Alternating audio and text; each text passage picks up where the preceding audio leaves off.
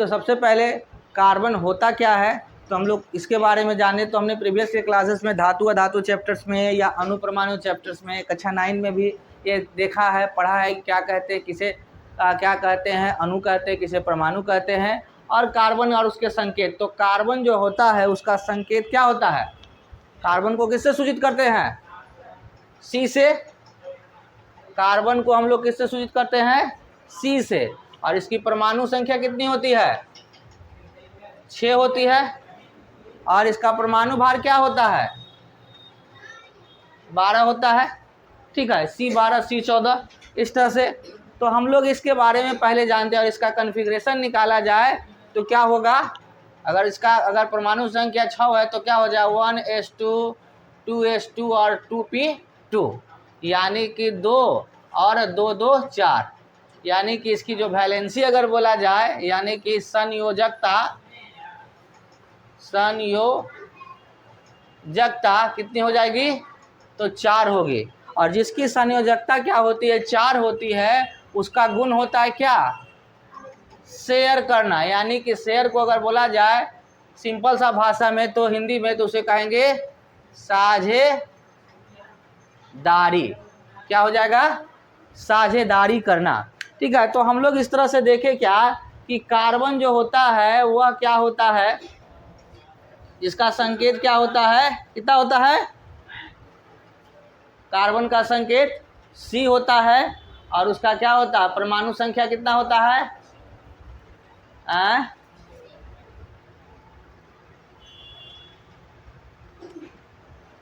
तो परमाणु संख्या 6, परमाणु भार 12, और उसका क्या होता है, कॉन्फ़िगरेशन इलेक्ट्रॉनिक विन्यास निकाला जाए तो 1s2 2s2 2p2, यानी कि 2 4, यानी कि वैलेंसी जो होती है, संयोजकता होती है, वो कितनी होती है, 4 होती है। और जिसकी संयोजकता यानी कि 4 होती है, उसका गुण होता है साझेदारी करने का। जिसकी संयोजकता 5 6 या 7 होता है तो उसका टेंडेंसी होता है, प्रवृत्ति होता है लेने का। जिसका संयोजकता 1 2 3 होता है, उसका संयोजकता जब 1 2 3 होगा तो उसका टेंडेंसी प्रवृत्ति क्या होता है, देने का।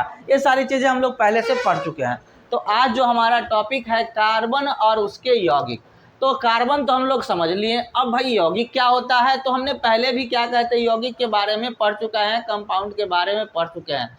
ठीक है, जब 2 या 2 से अधिक एटम और मॉलिक्यूल्स आपस में मिलते हैं, बोला गया है जब 2 या 2 से अधिक एटम और मॉलिक्यूल आपस में मिलते हैं, साझेदारी करके या लेन देन करके जैसे भी मिले, तो एक नया क्या होता है, एलिमेंट बनता है, नया एक पदार्थ, एक एटम और मॉलिक्यूल्स बनता है। उस एटम मॉलिक्यूल्स को एक नया नाम दिया जाता है, जिसे हम लोग क्या कहते हैं, कंपाउंड कहते हैं, यौगिक कहते हैं। कोई दिक्कत, जैसे कि अगर हमारा बोला जाए तो CH3, एक तरफ कार्बन और दूसरे तरफ हाइड्रोजन, तो ये क्या है, एक कंपाउंड है।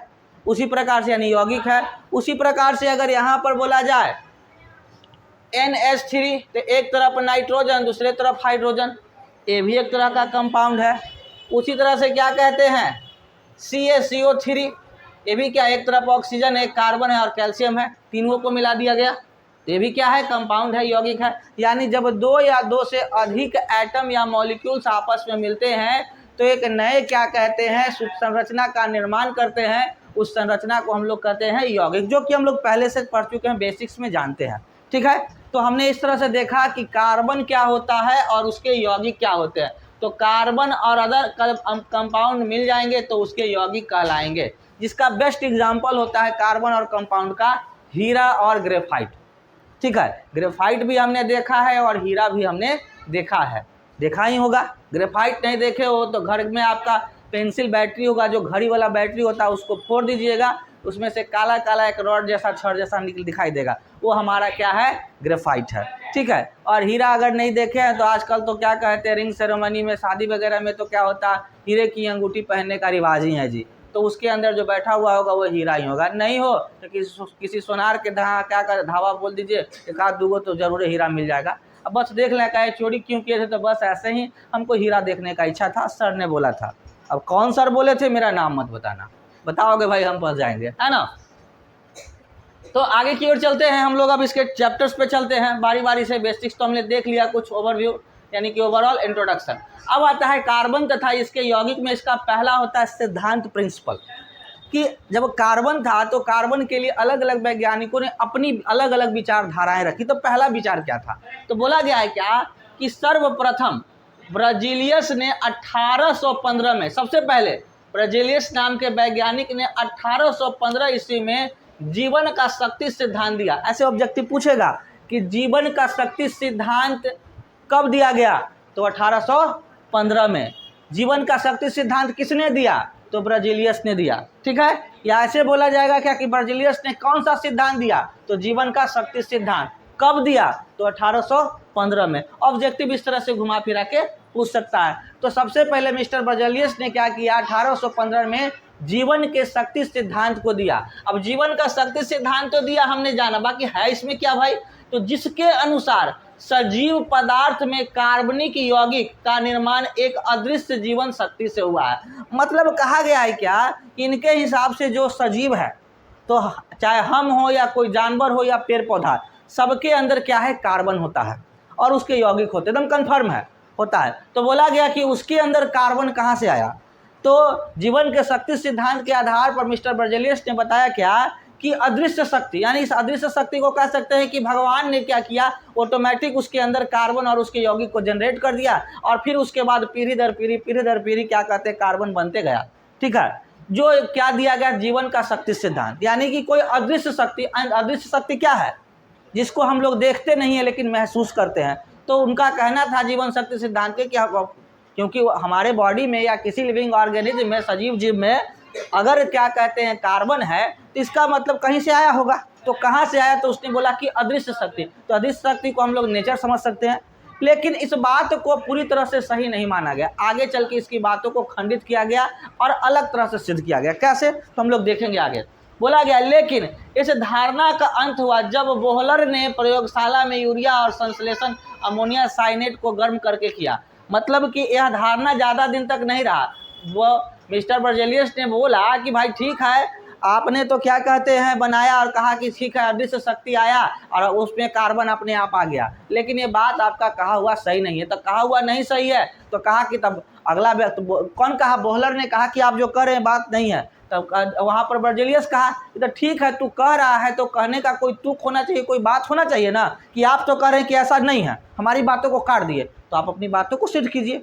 तो उन्होंने क्या किया, ऐसा क्या कहते हैं, उसने कार्बन और क्या यौगिक और कार्बन बनाया और मतलब लैब में उसने बना के दिखाया कि अदृश्य शक्ति भगवान क्या बनाएंगे, लो हम ही बना के दिखा देते हैं कार्बन और उसके यौगिक। कैसे, तो यहाँ बोला कि मिस्टर बोहलर ने इस धारणा का खंडित किया, मतलब अंत हुआ और बोहलर ने प्रयोगशाला में यूरिया का संश्लेषण कर, यूरिया हम लोग देखते हो, कुछ नहीं देखते हो तो खेत में जो खाद छिटाता है वो क्या है, एक यूरिया ही है, उसका संश्लेषण करके अमोनिया साइनेट को गर्म करके क्या किया, बाद में कॉल्बे ने एसिटिक अम्ल का तथा बार्थले ने मेथेन का संश्लेषण किया। मतलब अलग अलग लोगों ने धीरे धीरे करके कई प्रकार के क्या किया, कार्बन का निर्माण किया। कहाँ पे, तो प्रयोगशाला में। तो प्रयोगशाला में खुद से निर्माण कर दिया, तो ये सिद्ध हुआ कि कोई अदृश्य शक्ति, कोई भगवान, कोई नेचर नहीं जनरेट किया, ये इंसान के द्वारा भी जनरेट किया जा सकता, निर्माण किया जा सकता है। क्या, तो कार्बन और उसके यौगिक। ठीक है, आगे चल के चलते हैं कि अब तक,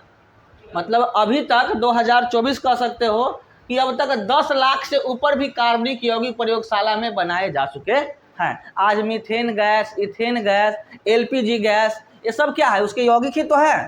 ठीक है, कार्बन और उसके यौगिक ही तो हैं। जो बोला गया है कि आज 10 लाख से भी ज़्यादा क्या कहते हैं, कार्बन के यौगिक प्रयोगशाला में बनाए जा चुके हैं। ठीक है, उसके बाद बोला गया है क्या कि इतना ठोल ठोल हो रहा है भाई, एकदम लग रहा है कि मारे जा, पानी पी लो न तो दवाई खाओ, दवाइयों नहीं खा रही हो, एकदम अपनी पारे लग जाओ काजी साल।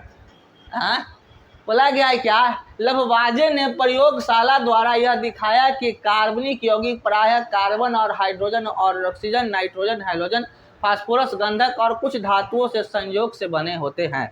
मतलब कि बोला गया है कि लभवाजे ने प्रयोगशाला में यह दिखाया कि कार्बन और उसके यौगिक कैसे बनेंगे। तो कैसे बनते हैं, तो कार्बन क्या करेगा, हाइड्रोजन से मिलकर, ऑक्सीजन के मिलकर, जैसे देखो कार्बन हाइड्रोजन से मिलकर क्या बना दिया, CH3 CH4 C2H2 इस तरह से बना दिया। ऑक्सीजन बनाएगा, ऑक्सीजन के साथ तो carbon monoxide, carbon dioxide, CaCO2 बन गया ना, CO2 ये भी हो गया। उसके साथ क्या कहते हैं, नाइट्रोजन के साथ बनाया तो CN बना दिया। उसी प्रकार से हाइड्रोजन के साथ बनाया तो CCl, है ना। इस तरह से क्या करते हैं, फास्फोरस के साथ ही बनाया, यानी कई धातुओं के साथ मिलकर उसके यौगिक बनाए। तो किसने सिद्ध किया, तो मिस्टर लवाब्जे ने इस बात को सिद्ध किया। अतः कार्बनिक रसायन वस्तुतः हाइड्रोकार्बन और उसके व्युत्पन्न का रसायन है। मतलब कि अतः कह सकते हैं क्या कि कार्बनिक रसायन यानी कार्बन के रसायन क्या है, कार्बन और हाइड्रोजन से उत्पन्न का अध्ययन, यानी कि कार्बन